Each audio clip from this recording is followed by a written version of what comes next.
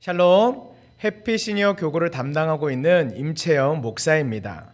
오늘도 우리 세계로 묵별들이 은혜의 말씀을 더욱 깊이 묵상하고 풍성한 은혜를 삶의 현장에서 누리실 수 있는 큐티에 대해서 공부해 보려고 합니다. 지난 시간에는 말씀의 바다로 배 띄우기라는 제목으로 A, B, C형의 큐티에 대해서 배웠습니다. 다 기억하시죠? 혹시라도 기억이 나지 않으실 경우는 이전 강의를 다시 한번 들어보시면 많은 도움이 되실 거라고 생각합니다. 오늘 강의에 들어가기에 앞서서 지난 시간에 배웠던 내용 중에 한 가지만 확인하고 오늘 강의로 넘어가도록 하겠습니다. 우리는 지난 강의에서 큐티의 단계 또는 절차에 대한 내용들을 배웠습니다. 먼저 준비 단계. 준비 단계는 큐티를 할 수 있는 시간과 장소를 정하는 단계인데 이 단계에서 해야 할 가장 중요한 것이 바로 기도입니다. 시간과 장소를 정하는 과정에서도 기도가 필요하고 또 시간과 장소를 정한 이후 큐티를 시작하면서도 기도가 필요합니다. 기도는 큐티의 시작과 끝이 되어야 합니다. 시간과 장소만 정해놓고 기도하지 않으면 우리의 마음과 생각이 분산되어서 말씀에 집중할 수가 없습니다. 따라서 큐티를 시작하는 준비 과정에서 기도를 통해서 하나님을 향해 마음을 모으고 말씀을 향해 시선을 모을 수 있도록 성령님의 도우심을 구할 때에 우리는 더 깊은 큐티를 경험할 수 있습니다. 성령께서 우리가 큐티를 할 때에 말씀을 조명하여 주시고 깨달을 수 있도록 도와주시기를 기도한 이후에 큐티를 시작해야 합니다. 기도로 준비하는 과정을 시작한 이후에는 말씀을 본문을 읽는 묵상의 단계 그리고 묵상한 내용을 결단하는 기도와 결단의 단계 그리고 그 결단을 삶에서 실천하고 행동하는 적용의 단계 마지막으로 실천하고 행동을 통해서 받은 그 은혜를 공동체의 지체들에게 나누는 나눔의 단계로 큐티를 진행하는 것이 지난 시간에 배운 큐티의 5단계였습니다. 이것을 꼭 기억하시고 이 단계에 따라서 큐티를 하게 되면 놀라운 은혜를 경험하실 수 있을 것입니다. 지난 시간 말씀에 바다로 배를 띄웠으니 이제는 항해를 시작해야겠죠? 그래서 오늘 우리는 말씀의 바다에서 항해하기라는 제목으로 큐티 세미나 두 번째 시간을 가지려고 합니다. 어떻게 바다에서 항해할 수 있을까요? 우리 세계로 묵별들은 D형 큐티로 말씀의 바다에서 항해하려고 합니다. D형 큐티는 완성형 큐티라고도 할 수 있는데 앞서서 우리가 배운 A, B, C형을 종합하여 확장한 확장판이라고 생각하시면 좋을 것 같습니다. 앞선 큐티의 유형들도 꾸준히 하면 많은 은혜를 받을 수 있는 아주 유익한 방법이지만 D형 큐티는 모든 것을 종합한 유형의 큐티 방법인 말씀인 만큼 이 방법을 통해서 우리는 더 큰 은혜를 받을 수 있는 아주 유익한 말씀 묵상 방법의 하나입니다.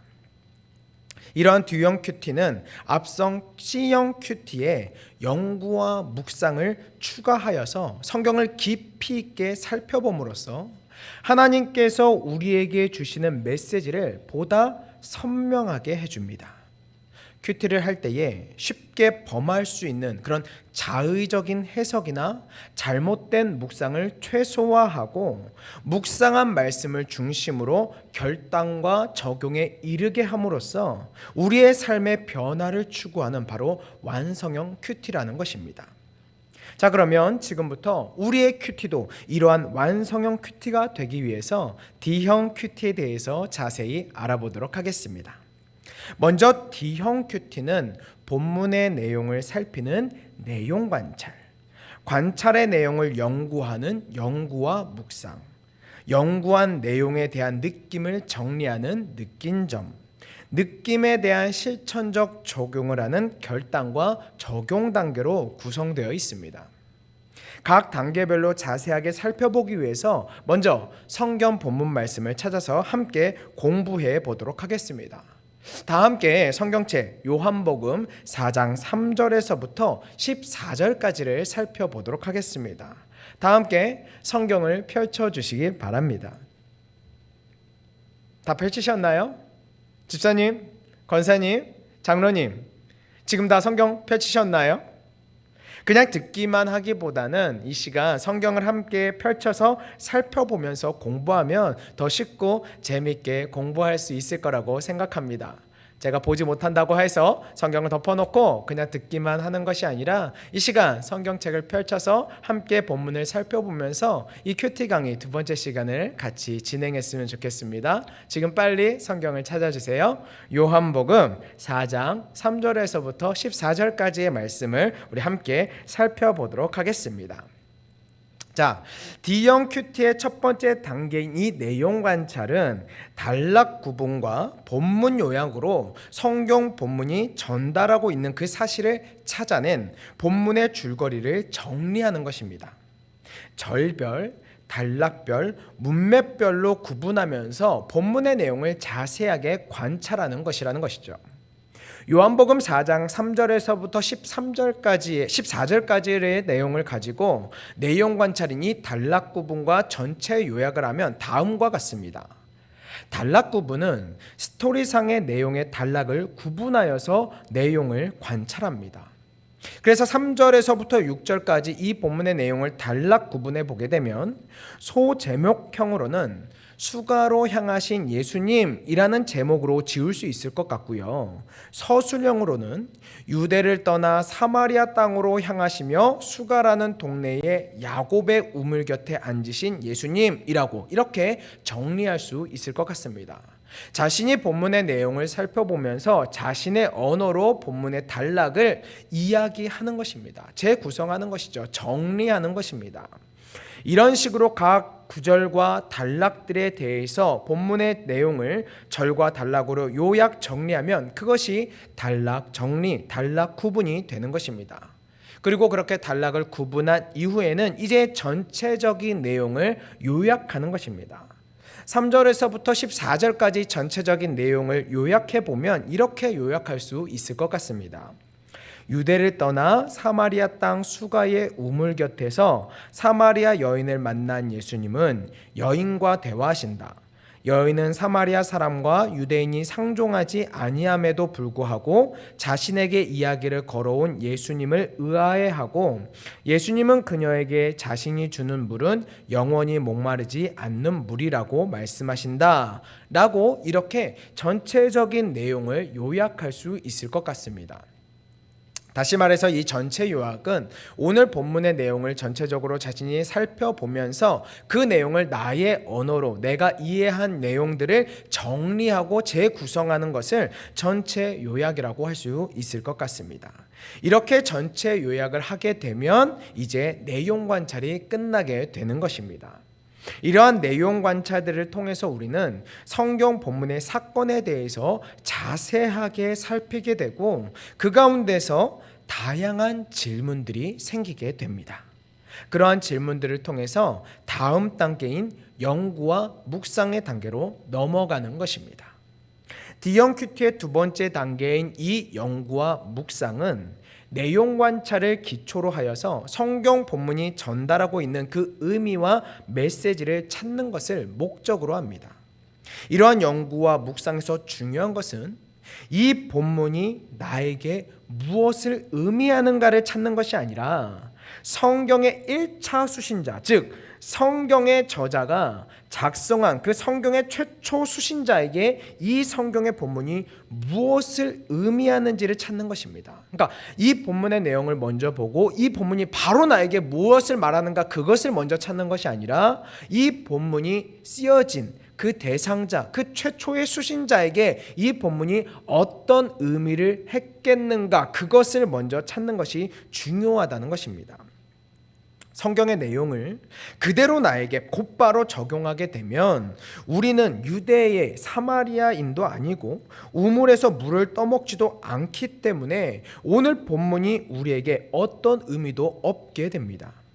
따라서 성경 본문을 그대로 나에게 어떤 의미가 있는지를 찾는 것이 아니라 본서의 1차 독자들인, 즉 약 2000년 전 이 본문의 말씀을 읽고 있는 초대교회 성도들과 유대인들에게 이 본문이 어떤 의미를 갖고 있었는가, 어떤 의미가 그들에게 주어졌는가, 그것을 먼저 찾는 것이 중요하다는 것입니다. 그리고 이러한 연구와 묵상은 왜라는 질문을 던지고 그것에 대해서 답을 찾는 과정을 진행해야 합니다. 좋은 질문이 좋은 해답을 이끌고 좋은 해답이 성경이 우리에게 말하는 바를 제대로 깨닫게 하는 길로 인도합니다.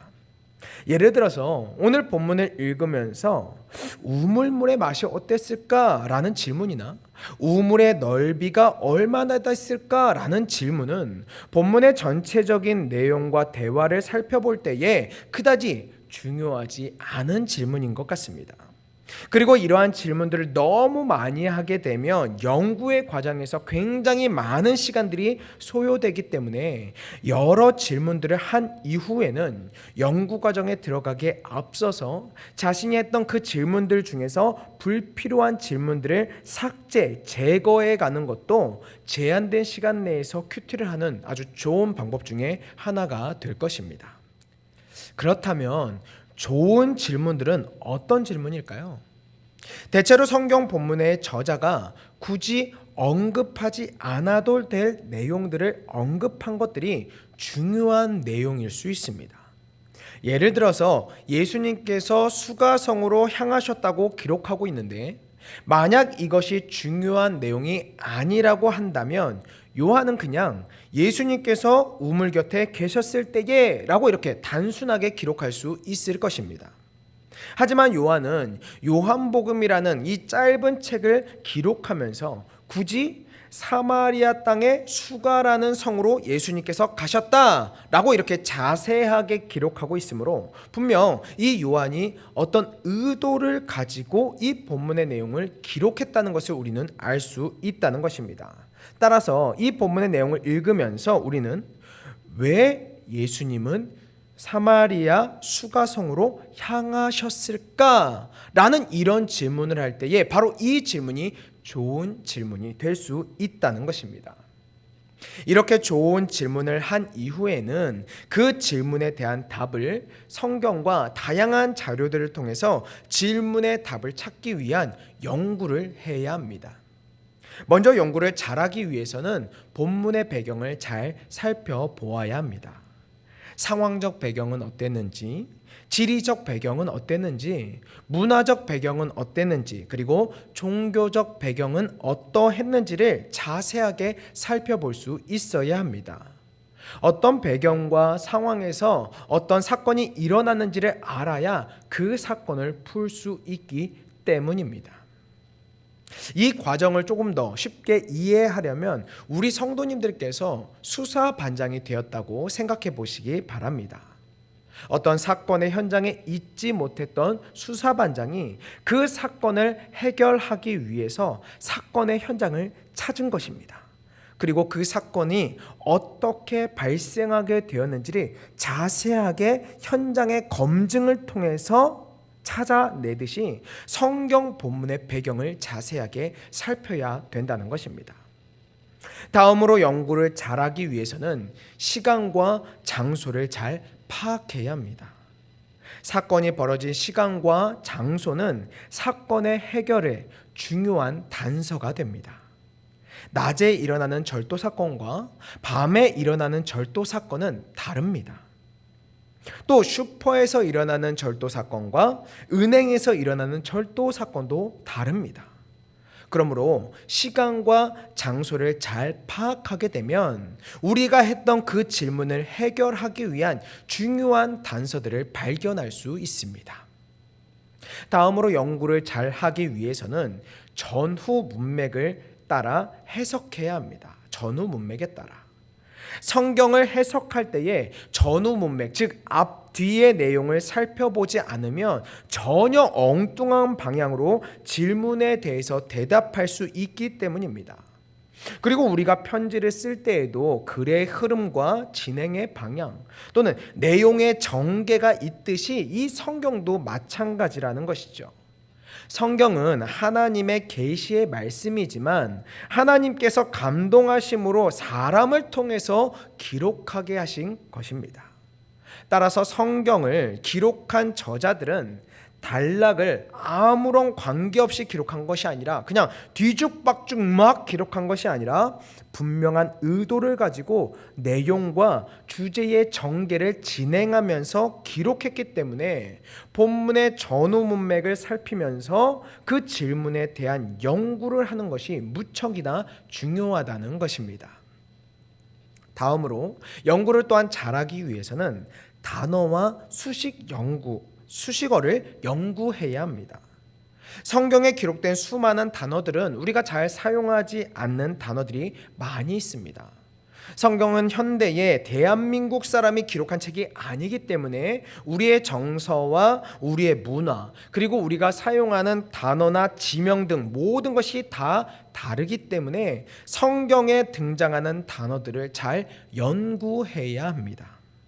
그리고 무엇보다 수식어를 잘 살펴보아야 합니다. 여러분, 수식어가 무엇입니까? 뒤에 오는 단어나 문장을 보충해 주는 역할을 합니다. 왜 보충 설명을 할까요? 중요하기 때문이라는 것이죠. 그러므로 수식어를 잘 연구하는 것이 질문에 대한 연구를 잘하는 아주 좋은 방법 중에 하나가 된다는 것입니다. 마지막으로 연구를 잘 하기 위해서는 반복과 대조가 되는 것들을 잘 연구해야 합니다. 가끔 우리가 어떤 뉴스를 보면 대통령의 연설문 중에 어떤 단어를 몇 번 반복해서 언급했다라는 그것을 보도하는 뉴스를 볼 수 있습니다. 그런 뉴스를 왜 낼까요? 대통령이 어떤 단어를 특정한 단어를 몇 번 언급했다는 것을 왜 숫자 카운트를 해가지고 독자들에게 또는 청취자들에게 시청자들에게 그것을 가르쳐 주는 것입니까? 그렇죠. 어떤 연설문이나 편지나 책에서 특정 단어나 문장이 반복되고 있다는 것은 그만큼 중요하기 때문에 반복하고 있다는 것입니다. 따라서 큐티를 할 때에도 짧은 단락에서 특정한 단어나 문장이 다른 것에 비해서 반복되는 횟수가 많다는 것은 그만큼 중심적인 내용을 언급하거나 또는 중요한 내용이기 때문이라는 것을 우리는 알 수 있습니다. 오늘 우리가 읽은 이 본문의 내용을 예로 들게 되면 이 짧은 본문에서 물이라는 단어가 총 8번 반복되게 됩니다. 물이라는 단어가 8번. 그리고 사마리아 또는 사마리아인이라는 단어가 총 6번 반복되게 됩니다. 그러므로 오늘 본문에서 이 물과 사마리아라는 단어가 상당히 중요한 핵심 단어라는 것을 우리는 알 수 있다는 것입니다. 또한 대조되는 단어나 문장 역시 굉장히 중요합니다. 보통 사건은 갈등에서 진행되기 때문에 대조되는 문장이나 인물 또는 사건 등을 보게 되면 우리가 했던 질문에 대한 답을 찾을 수가 있습니다. 자, 여기까지 진행을 하게 되면 우리는 연구와 묵상을 마치게 되는 것입니다. 그런데 실제 큐티를 하면서 연구와 묵상을 해보시게 되면 여러 가지 질문들을 하고 그 질문에 대한 답을 찾아야 하는데 그게 성경 안에서만 찾기에는 힘든 부분들이 많이 있습니다. 그래서 우리가 한 질문에 대한 답을 찾는데 도움을 줄 수 있는 도움 자료들이 여럿 있습니다. 우리가 영어 공부를 할 때에 영어 사전을 살피듯이 성경 공부를 할 때에도 성경 사전의 도움을 받는다면 우리가 한 많은 질문들에 대한 답을 쉽게 찾을 수 있습니다. 그래서 우리 성도님들께서 큐티에 연구와 묵상을 하실 때에 도움을 받으실 수 있는 자료들을 잠깐 짧게 소개하면 다음과 같습니다. 사전이란 성경에 기록된 단어들에 대한 설명을 기록한 것입니다. 그리고 배경 주석이란 성경 구절에 대한 배경을 설명하는 책입니다. 예를 들어서 오늘 본문에 기록된 부분을 성경 배경 주석에서 찾게 되면 왜 사마리아인들과 유대인들의 관계가 좋지 않았는지에 대한 설명을 우리는 찾을 수가 있습니다. 또한 성경 지도는 성경에 등장하는 지역이 우리나라가 아니기 때문에 성경 지도를 통해서 살펴보아야 저자들의 표현과 사건 장소에 대한 이해를 높일 수가 있습니다. 따라서 큐티를 하시면서 자의적인 해석을 피하기 위해서는 이런 자료들의 도움을 받는 것이 필요합니다. 그렇기 때문에 제가 화면에 보여드린 사전이나 주석이나 기타 성경 지도에 대한 그 참고 도서들을 한번 보시면서 필요한 책들을 구입해서 또는 빌려서 그것들을 큐티 하실 때나 성경을 연구하실 때나 또는 말씀을 읽을 때에 그것들을 참고하시면 많은 도움이 되실 거라고 생각합니다. 자, 그런데 그런 자료들도 굉장히 중요하지만 더 중요한 것이 있습니다. 우리가 성경을 연구하고 하나님의 말씀인 성경을 묵상할 때 가장 중요한 자료는 바로 성경이라는 것입니다. 성경을 이해하고 성경을 해석할 때에 가장 중요한 것은 바로 성경이다. 성경 본문을 통해서 성경의 질문을 해석하는 것이 가장 중요합니다. 그것을 제일 먼저 하고 그것이 되지 않았을 때에 다음에 도움 자료들을 참고해서 자신이 했던 그 질문들에 대한 답을 찾아가는 것이 중요하다는 것입니다. 그렇기 때문에 성경의 말씀을 꼼꼼히 먼저 다 읽고 그것을 가지고 연구한 이후에 다음에 도움 자료들을 도움을 받으시기를 바랍니다. 다음으로 이렇게 연구의 과정을 마친 이후에는 이제 묵상의 단계로 들어가야 됩니다. 아까 연구와 묵상이라고 이야기했잖아요. 자, 이제 묵상의 단계로 들어가게 되는데 어떤 사건을 재구성하고 자신의 질문을 해석했다고 큐티가 끝나는 것이 아닙니다. 내가 열심히 질문했어요. 그리고 그 질문에 대한 답을 달았습니다. 자, 이제 나는 큐티 끝났다. 이렇게 하면 이것은 큐티가 아니라는 것이죠. 연구의 과정은 1차 독자들에 대한 의미를 찾는 것이고, 즉 이 본문의 말씀을 처음 읽었던 그 수신자들, 그들에게 어떤 의미가 있었는가를 발견하기 위한 과정이 연구의 과정이고, 이제는 그것이 나에게 어떤 의미가 있는가를 연구하는 과정이 바로 묵상의 단계라는 것입니다. 따라서 연구의 과정은 1차 독자들에 대한 의미를 찾는 것이고, 이제 그것을 우리의 삶으로 이끌어 오기 위해서 우리는 그 연결고리의 역할을 하는 묵상의 과정으로 들어가야 합니다. 따라서 그러한 묵상을 잘 하기 위해서는 먼저 연구한 것을 중심으로 묵상해야 합니다. 내가 연구한 것을 중심으로 묵상해야 된다는 것이죠. 자신이 한 질문들, 그리고 자신이 한 질문들에 대한 답을 달아놓은 것들을, 연구들을 깊이 생각하는 것입니다. 그리고 그러한 사건의 현장에 대한 하나님의 마음 또는 예수님의 마음을 헤아려 보는 것입니다. 하나님은 성경을 통해서 우리에게 말씀하십니다. 그러므로 성경 본문에 나타나는 그 하나님의 심정과 예수님의 마음이 곧 우리를 향한 하나님과 예수님의 마음이기 때문에 그것을 헤아리는 과정이 굉장히 중요하다는 것입니다. 마지막으로 자신이 그 사건의 주인공이 되어야 합니다. 내가 사마리아인이었다면 어떤 마음이었을까?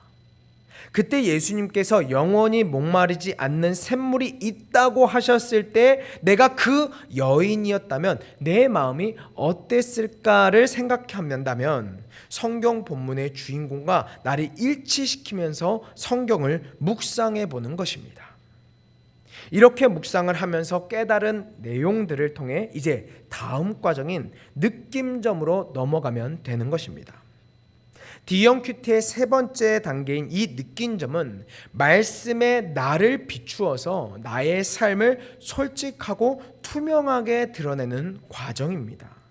성경의 본문의 사건을 통해서 느껴지는 그 정서적인 감정의 상태를 솔직하게 표현하는 것입니다. 슬프다, 기쁘다, 즐겁다, 괴롭다 등 자신이 본문을 대하면서 느끼게 되어지는 그 다양한 감정들을 솔직하고 진솔하게 표현하는 단계가 바로 이 느낀 점의 단계라는 것입니다. 여러분, 큐티는요, 다른 사람들에게 보여주고 발표하기 위한 시간이 아닙니다. 하나님께서 내게 하시는 말씀을 깨닫는 시간입니다. 하나님께서 내게 말씀하시기 때문에 그것을 전인격적으로 느낄 수 있어야 한다는 것입니다. 그리고 본문에서 얻은 교훈을 통해서 내 안에 있는 죄를 회개하는 그 주관적인 과정도 포함해야 합니다. 예를 들어서 사마리아 여인의 그 순결하지 못한 삶이 자기 자신에게도 있다면 그것을 회개하는 것입니다. 또는 자신의 갈증 또는 공허함을 해결하기 위해서 세상의 다른 다양한 방법들을 찾았던 그런 경험이 있다면 그것을 또한 회개하는 것입니다. 이렇게 느낀 점의 과정을 다 마친 이후에는 결단과 적용의 단계로 넘어가야 합니다. D형 큐티의 네 번째 단계인 이 결단과 적용은 성경을 통해 깨닫게 된 교훈을 나의 삶의 자리에서 실천하기 위한 과정입니다. 이런 결단과 적용에서 중요한 적용의 네 가지 원리가 있는데 그것은 개인적이어야 하고 실제적이어야 하며 실천 가능하고 점진적이어야 한다는 것입니다. 결단과 적용은 다른 사람을 위한 것이 아니라 나 자신을 위한 것입니다. 그러므로 결단과 적용은 내가 본문의 말씀을 연구하면서 느낀 느낌점과 연계되어야 하고 그리고 그러한 느낀점을 통해서 실제적인 실천의 적용들로 내용들로 결단을 해야 된다는 것입니다. 예를 들어서 예수님께서 제자들에게 마지막 지상명령으로 모든 민족을 제자로 삼으라고 명령하신 그 본문의 말씀을 내가 큐티하면서 그것에 큰 감동과 은혜를 받았다고 그것을 적용할 때에 나는 오늘 모든 민족으로 제자를 삼겠다라고 이렇게 적용한다면 안 된다는 것입니다. 어떻게 오늘 우리가 24시간 이 하루를 살아가면서 이 세상에 있는 모든 민족들을 다 제자 삼을 수 있겠습니까? 물리적으로 불가능하다는 것입니다. 굉장히 듣기에는 은혜롭고 굉장히 듣기에는 굉장히 포부에 넘치는 그런 결단과 적용일 수 있겠지만 사실 그것은 실제적인 적용이 될 수 없다는 것이죠. 자신의 개인적인 큐티가 될 수 없다는 것입니다. 따라서 우리가 결단을 할 때에는 적용을 할 때에는 그 내용이 개인적이고 실제적이고 실천적인 내용으로 우리는 결단하고 적용해야 된다는 것입니다. 그러므로 그러한 느낌을 실천적인 적용으로 바꾸어 보면 아까 본문의 말씀을 예수님께서 모든 민족을 제자로 삼으라고 말씀하셨던 그 본문의 내용을 우리 개인에게 맞춰서 실제적인 적용으로 실천해 본다면 이렇게 적용할 수 있을 것 같습니다. 예수님께서 모든 민족을 제자로 삼으라고 명령하셨으니까 이 본문의 말씀을 나는 오늘 회사에 가서 직장 동료들에게 점심과 커피를 사면서 종교에 대해서 어떻게 생각하는지 그리고 예수님에 대해서는 어떻게 생각하는지에 대해서 물어보면서 예수님의 복음을 전하고 함께 예배를 드리고 말씀을 공부할 것을 권면하겠다 이렇게 결단하고 적용하는 것이 바로 실천적인 적용이라는 것입니다. 내가 할 수 있는 그리고 내가 해야만 하는 그러한 적용이 바로 실천적인 적용이라는 것이죠. 이처럼 깨달은 바를 내 삶의 현장에서 구체적으로 적용하고 실천하게 되면 말씀이 단지 성경책 안에만 갇혀 있는 것이 아니라 내 삶의 현장에서 성경의 원리와 하나님의 말씀이 역사하게 되고 그러한 하나님의 역사하심을 내 삶에 변화되어 말씀이 이끄는 삶, 말씀으로 변화되는 삶을 살아가게 된다는 것입니다. 그렇게 될 때 우리는 큐티를 통해서 이전에는 경험해 보지 못했던 놀라운 은혜들을 경험하게 될 것입니다.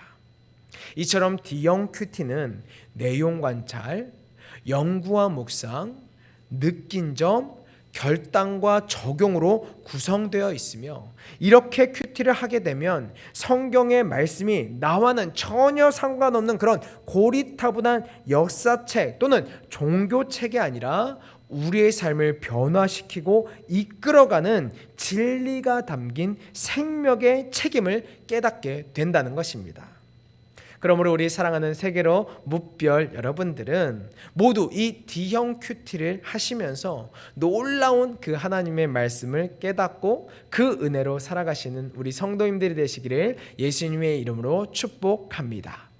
지금까지 우리가 D형 큐티에 대해서 함께 공부해 봤는데요. 조금은 어려우실 수도 있다고 생각합니다. 조금은 부담되실 수도 있다고 생각합니다. 하지만 분명한 것은 이러한 방법으로 하나님의 말씀을 묵상하게 된다면 우리는 이전에 경험해 보지 못했던 놀라운 세계를 만나게 될 것이라고 저는 분명히 확신합니다.